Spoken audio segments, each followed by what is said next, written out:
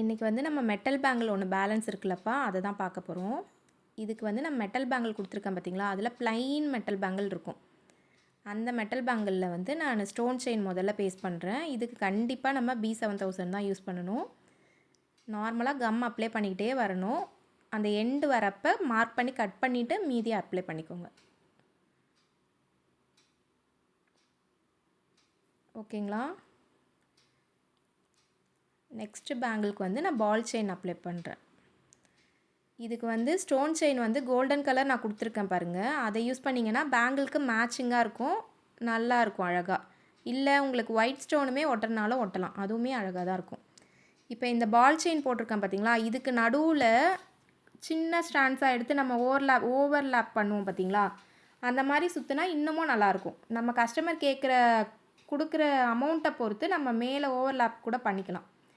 இப்போ அடுத்து டாட்டட் வச்சா மாதிரி ஒரு பேங்கிள் கொடுத்துருப்பேன் உங்களுக்கு. இப்போ அந்த பேங்கிளில் வந்து நான் 20 ஸ்டாண்ட்ஸாக த்ரெட் எடுத்துக்கணும்.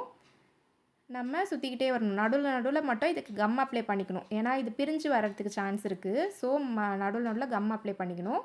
அந்த டாட்டட் இருக்குது பார்த்தீங்களா, அதை மட்டும் தாண்டிட்டு சுற்றணும். அதுக்கு மேலே சுற்றாமல் அதை தாண்டி சுற்றணும்.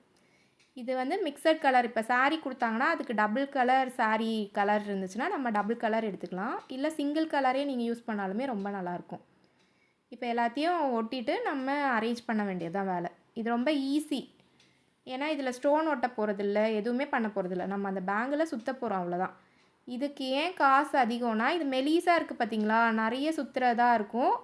அந்த பேஸே நமக்கு ரேட் அதிகம். இந்த மெட்டல் பேஸே நமக்கு ரேட் அதிகம். ஸோ வந்து இது வந்து நார்மல் பேங்கில் விட இது கொஞ்சம் ரேட் அதிகமாக தான் இருக்கும். ஏன்னா ஃபுல்லாக ஸ்டோன் செயின், பால் செயின் எல்லாமே ஒட்டுரும். ஸோ இது நார்மல் பேங்கில் விட கொஞ்சம் ரேட்டு கூட வச்சு விற்றுக்கணும். அவ்வளோதான்ப்பா. இது போட ரொம்ப ஈஸி, பார்க்கவும் அழகாக இருக்கும். ட்ரை பண்ணுங்கள், பண்ணிவிட்டு சொல்லுங்கள்.